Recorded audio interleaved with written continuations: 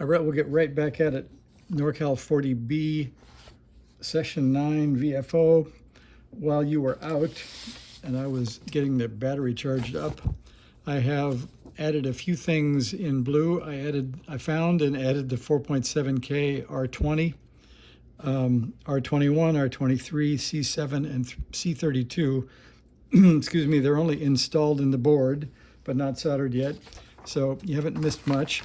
And to quickly point those out, you can find them yourself, but they're all here in the bottom corner of the VFO. So we're going to flip this over because it's almost time to put in C50, and that needs to be held while I solder it. So I think it's time to flip it over, get a view of what we just put in, and see if we can get a little soldering done here.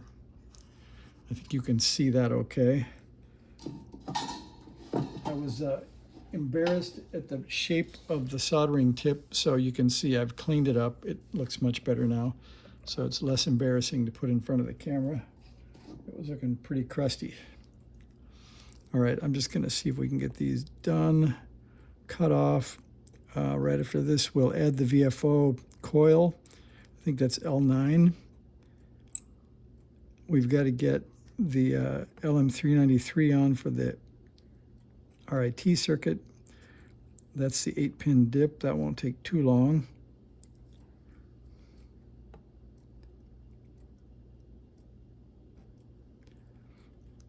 And I don't know if you guys can see, but as I'm soldering, I think I've said before, I heat the pad and the resistor or the component, and I wait until I see the solder kind of wick through the hole.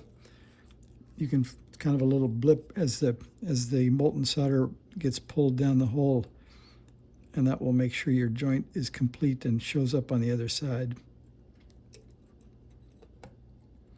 There's a little bit of a forest in here. We'll cut a few of these off.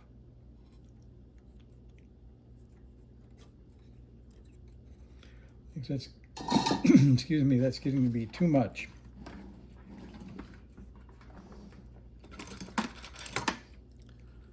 These are not in the way, but they're easy to get to.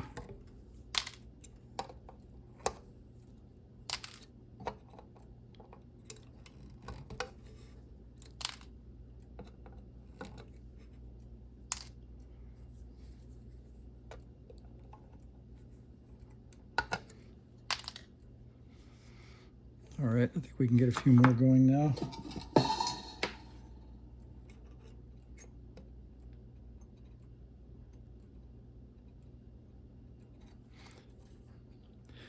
And since I had some questions about the electronics of radio book, I did read the section on the VFO. That was pretty interesting. I mentioned in session 8 about the negative and positive temp codes of the cap and the VFO inductor canceling. I thought that was an interesting discussion in there, and that's why we have polystyrene and iron core. And that's why the Norcal40 is pretty stable. I think they claimed in the book that it's less than or around 100 hertz of drift on warm-up, which is better than some radios I've seen. I think that one needs to be heated again.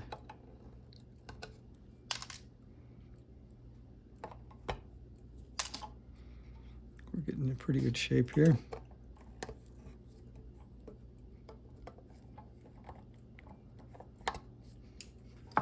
And then, so we have about, how many? About 6 leads still standing to solder here. Not too bad. And then the interesting bit on the VFO set capacitor, that's the air variable. They've got that drilled and mounted for either size, the original or this replacement VFO cap they've got. And it's a nice air variable, so it'll be stable mechanically. And you need to observe the direction of it when you put it in, so that when you put your screwdriver on the cap to turn it, you're on the grounded side of the tuning cap so that you won't shift the frequency. So pay attention to the drawing when you stick in the air variable cap.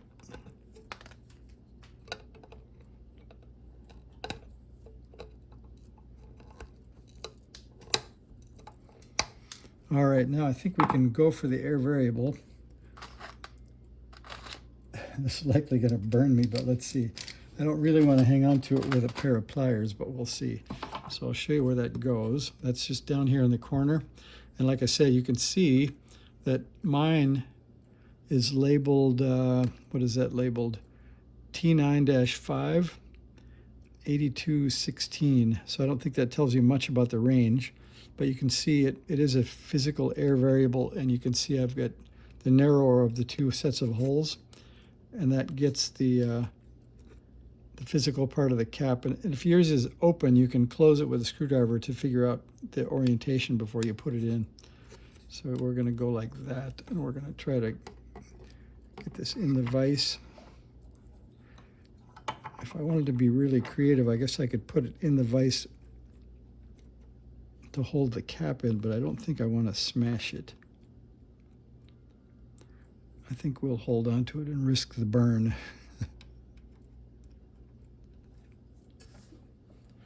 We'll just try to be fast.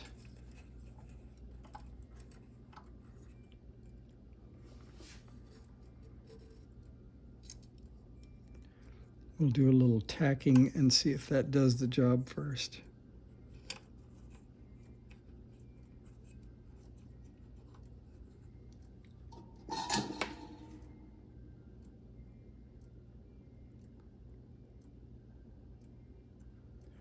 That didn't get too hot. That's good. We'll just get a little bit on this one, and then we'll come back around. So that would be enough electrically, but I think I'll get a bit more solder on this side.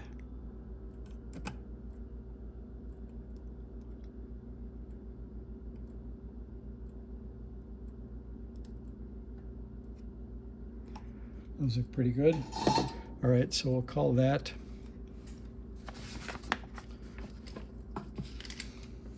was C50. We'll mark that one off. And then the interesting kind of fun one is the L9, the inductor for the VFO. And they've got the board so that the wire comes down the center of the core. So hopefully we can get that in a nice fashion.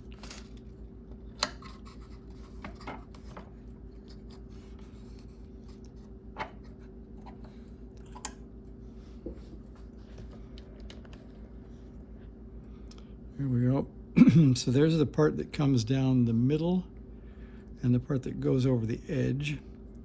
So we're going to put it in like this. And now the question is, do we put in the nylon screw and nut first, or do we put that in after we have it soldered? And if you think I'm lame, it's hard to see around the camera.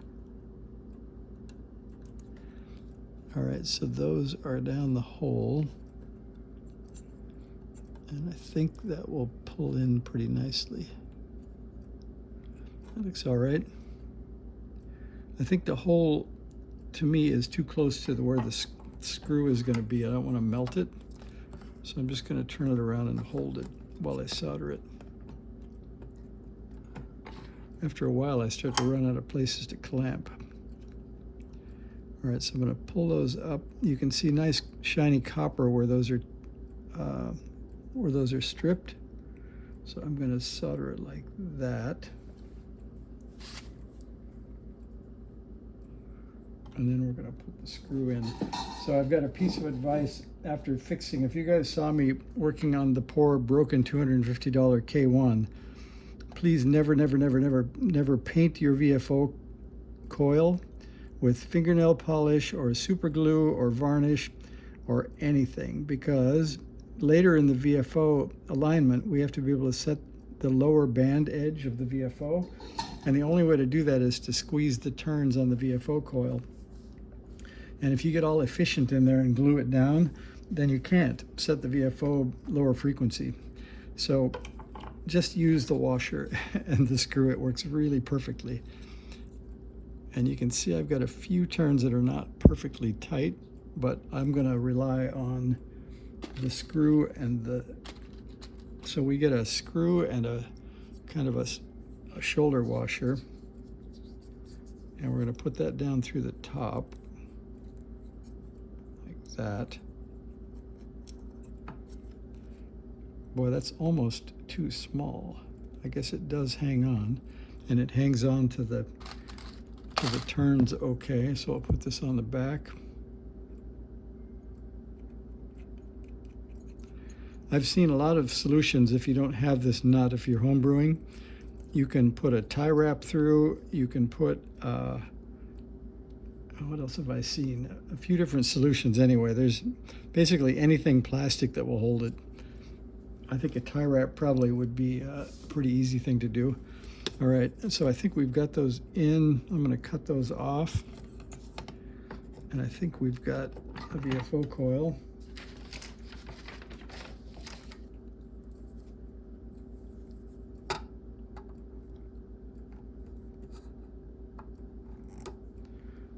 Very nice. Okay, let's see what's left. So our VFO is kind of up there.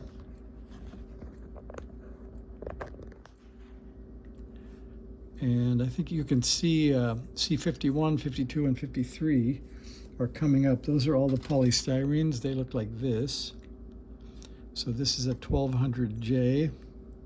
Or no, this is a 390J, sorry. So the 390 is C51. So I'll put that in. And I like to put them so you can read the component values. So I'm going to bend them down that way. And I'm going to check the schematic once more to make sure, because when I put it in, I cover up the number. So C51 should be the 390, and it is.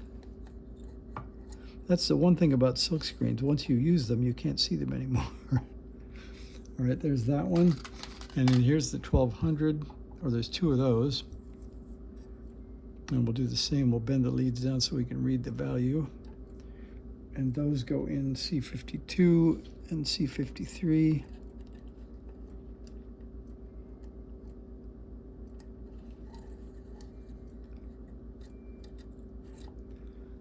And there's another one. And there's the 1200 for C52.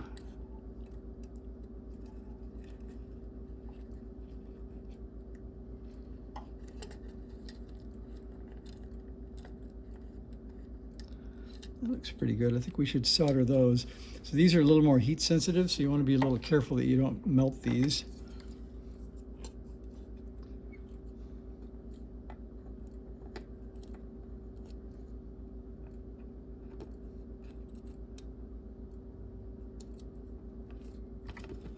Let's see, did we get that right? Yep, that looks pretty good. So we'll solder those in. We're getting close to having a VFO here.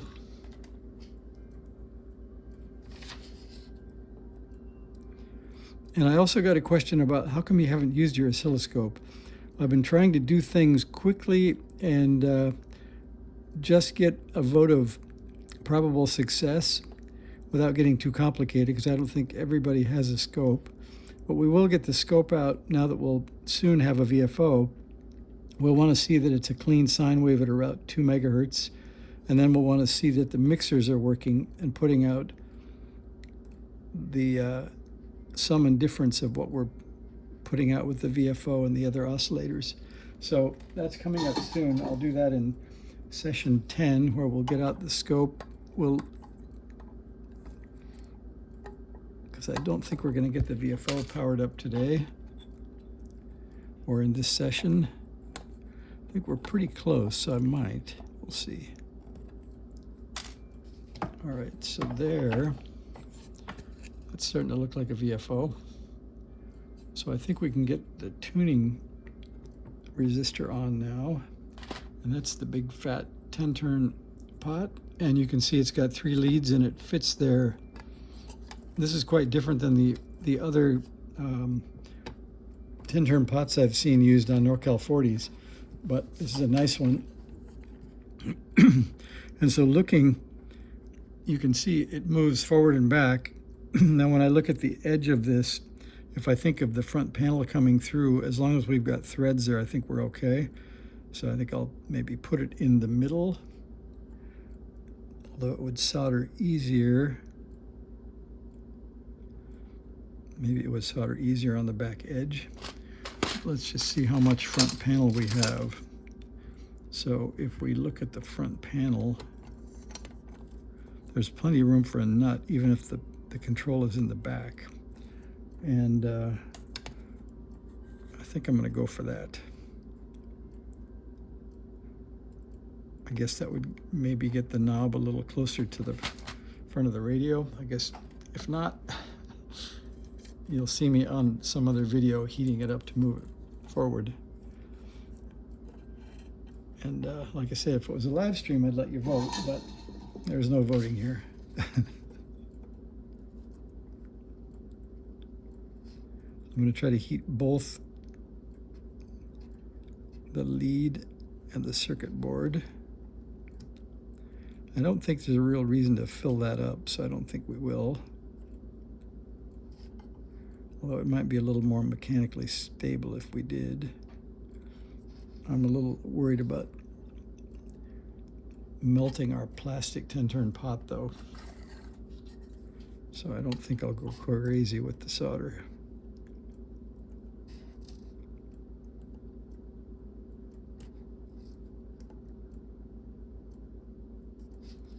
I think those look pretty good.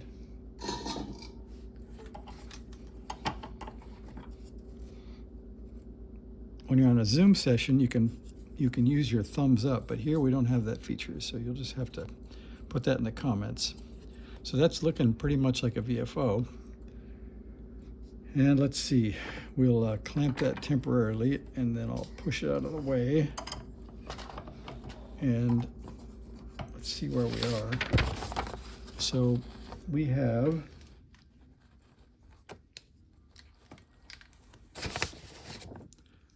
we're missing some important stuff here, I guess, when I look at that. So we have the nylon screw and nut. We're missing the J309, which is the FET that runs the VFO. We'll need that. And we're missing the LM393. We did get the 1 millihenry or 1,000 microhenry RFC2 in, I believe. Let's check that.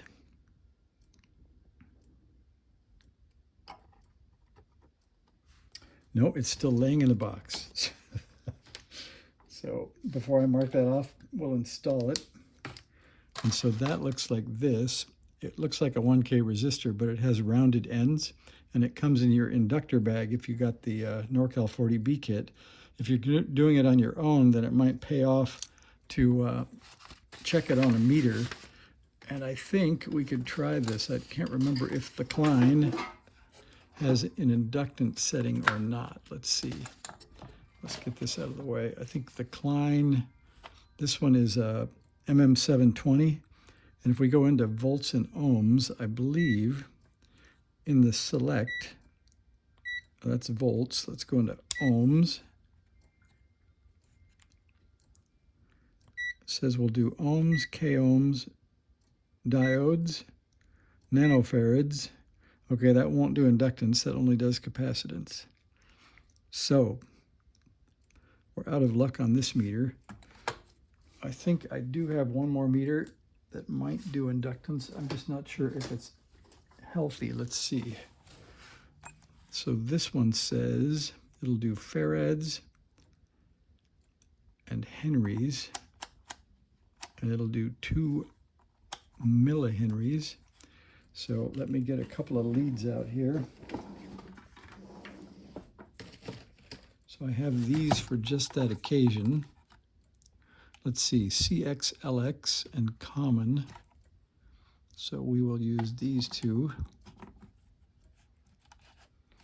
And then we will grab our 1 millihenry or 1,000 microhenry and connect it up.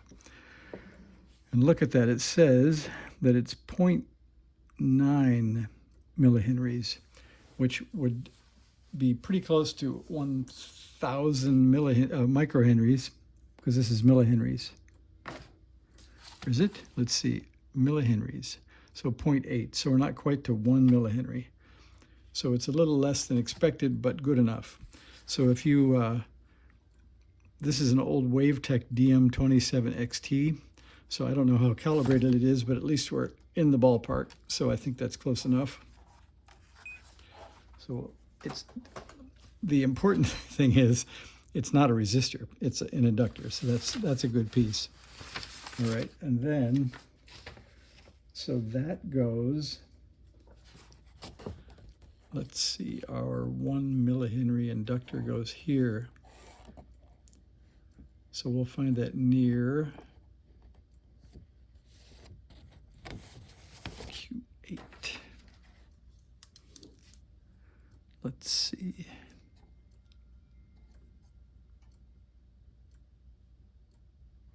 There he is, RFC2. So that's about that size. So we'll put that in.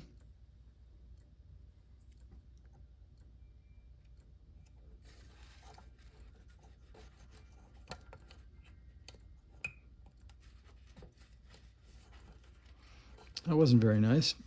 I think we'll refashion the leads a little better than that.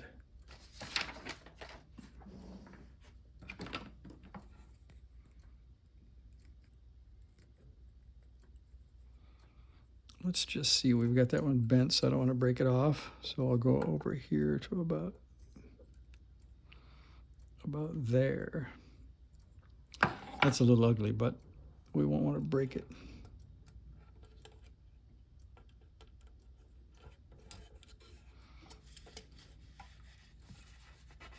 Quite nice. All right, RFC2 is in the hole. Then we need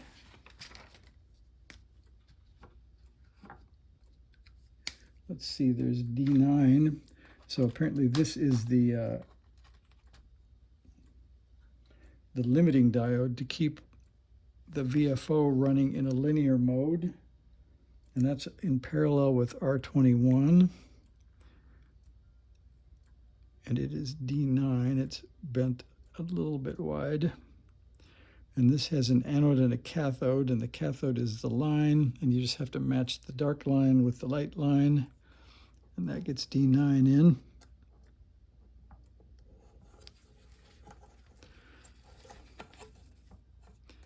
Even a Norcal40 has a pretty good number of parts. So all of you who built a K2, I'll applaud you. That's a lot of parts.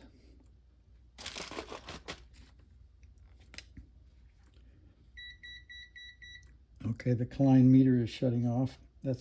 I guess that's a feature that saves its batteries, but it's annoying when you're trying to use it for a long time.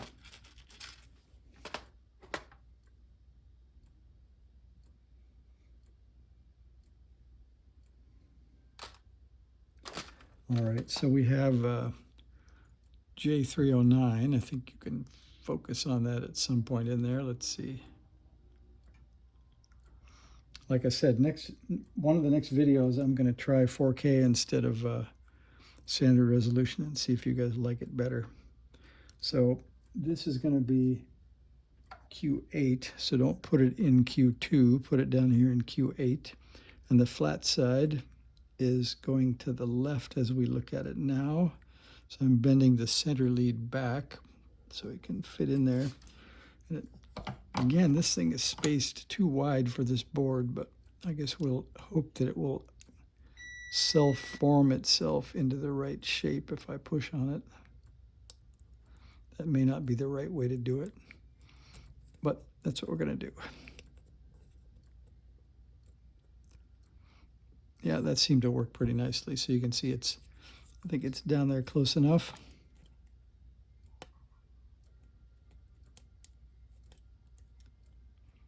All right, that gets our FET in there.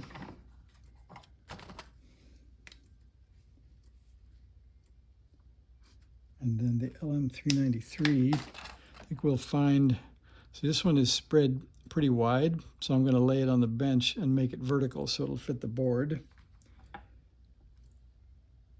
That one's a hard one to show you, so I'll just do it. I just lay it on the bench on its side and push on it till it's flat. That way you don't end up breaking it. All right, and this one pin 1 is marked only with a dot or an indentation on the top. There's no notch in the front, and the dot is not exactly near pin 1, but we'll call it good. And that is U6, so don't put it anywhere else. And you can see the notch and the pin 1 dot, so that's where we're going to put that. And then we'll turn it over and do some soldering because I don't want to bend those leads. So I'll keep my finger on that and try to get some solder with the other 2 fingers, and we'll see if we can get that tacked in.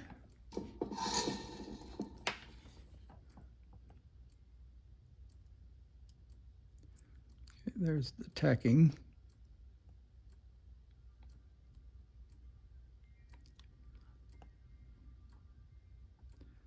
And then, as usual, even though I thought I got it right, I'm going to look before I solder all the leads because I don't like pulling them off. So the notch is there and pin 1 is there, so that's good. And the solder is coming through the holes and looks pretty good. So we'll continue on that.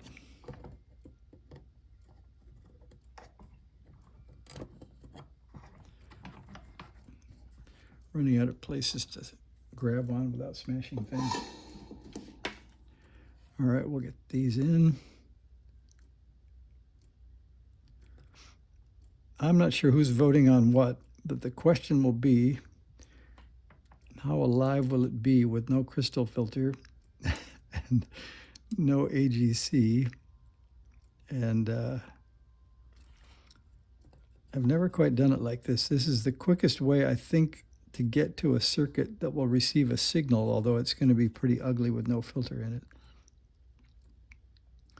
And I suppose we can even do it without the front end filter, which will be even more messy. But we might try that anyway.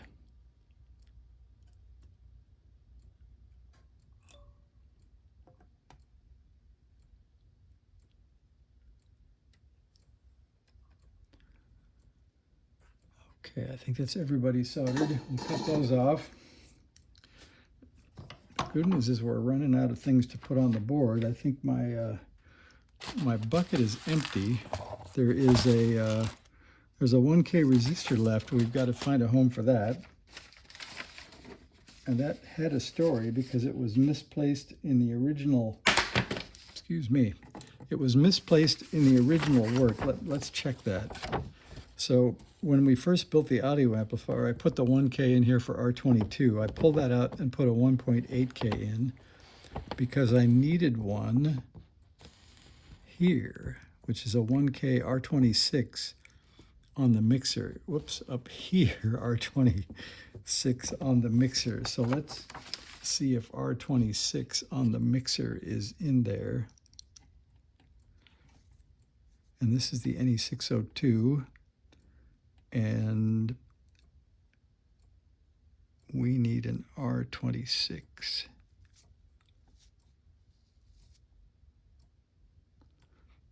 1920, 23.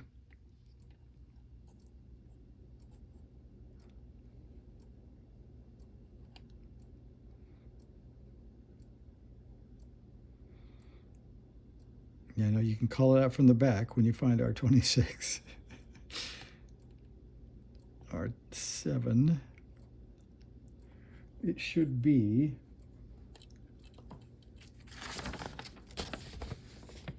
right next to the RF gain pot and near L1. And so L1 and the RF gain pot, that would be here. And there is L1. And let's see, the resistor should be on the other end of L1, no, on the close end of R1 to the pot. Oh, I think I remember. Now what I think is, I think they've omitted that from the design of the Norcal40B. That's why it's not in there. So I couldn't find a place where this resistor actually exists. I traced the traces from the RF gain pot to L1, and there is no R26 connection. So we're going to assume that's a mistake in the schematic, and we're going to leave it out. So back to VFO land. Sorry about that little diversion. So I'm going to cut off a few leads here. I guess if we put it in the vise, it won't move around quite as much for you. Whoops, maybe it'll move around more for you guys. Let's see, we can grab on over here, I guess. All right.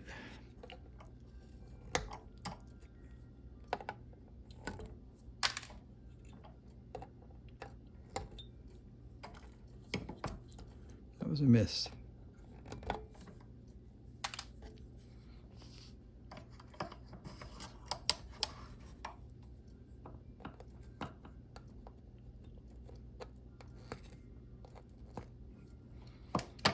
Okay.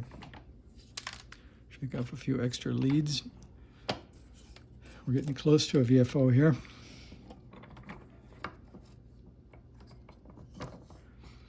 All right, let's look one more time what's left.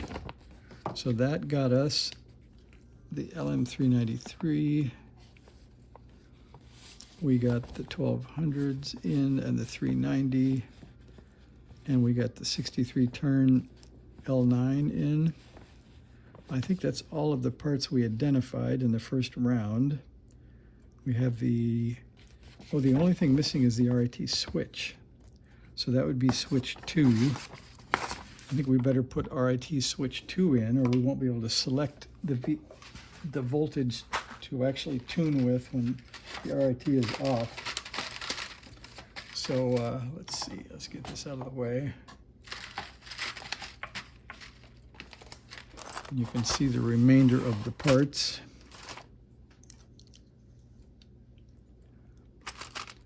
This must be the input and some feet. And this is a pot. Do we have a switch? Oh, we do have a switch. So here's our switch. I didn't expect a slide switch. So that's the RIT switch. We'll get that in the front. And I could do a little scraping here. Actually, I do have a small file, so let's just hit the edges of this. I was having trouble getting solder to adhere to these metal parts, so I'm going to give it a little scrape to the plating.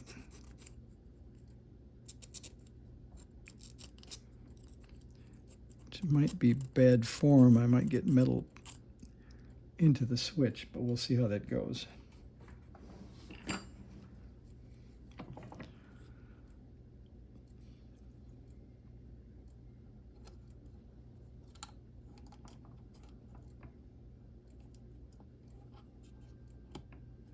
That looks pretty good. All right, we'll flip that over and solder it on.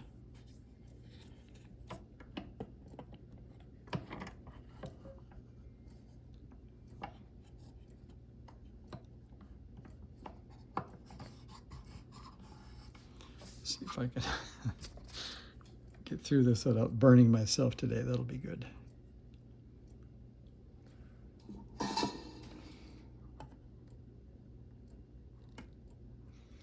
A little tip cleaning would be good. There we go.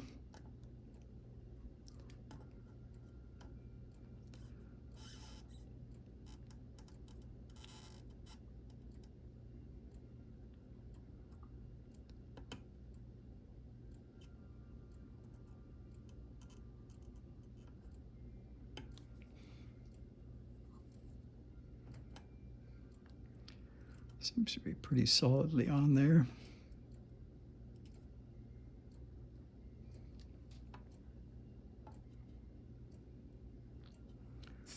All right, and this will get us an RIT switch.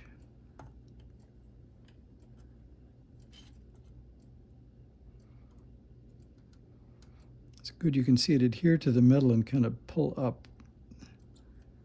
So So I think we have an RIT switch. That's good. Still moves. All right. And then what does the front panel show us?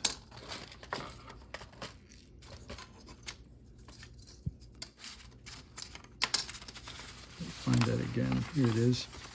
So what do we have left here? We have, I see we have RIT off and on. We just don't, we don't have an RIT pot. So that is the story. We better put R16 in, or we won't be able to adjust the RIT level even if we do get there. And I don't think it's critical because it'll end up somewhere and the VFO would work. But I guess while we're here, we'll put it in. And in interest of time, this is getting long, so I'm going to put it in without scraping it.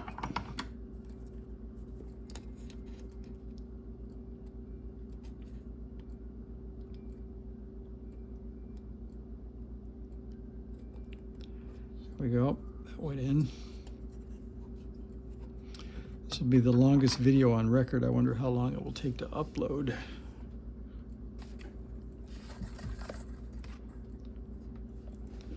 And if anybody will still be here at the end, that's the question. So for obvious reasons, we're not going to test on this session. We will solder this part and call this the end of session 9, the VFO build, and we'll come back around for VFO testing next time around. And I think we'll have a radio. And then we can start adding fine points like input filtering and the crystal filter. But I think having a running radio or a functioning radio will be a pretty good boost in morale after putting this many parts on. If you hadn't tested, it would be a big mystery box. And I think we know that quite a lot of this already works. So we will be short of problems, we hope. All right, so I think I'll add, I believe that was R16. I'll add that to my list. We will come back in the next session. We'll power it up and we'll see what kind of things we can receive.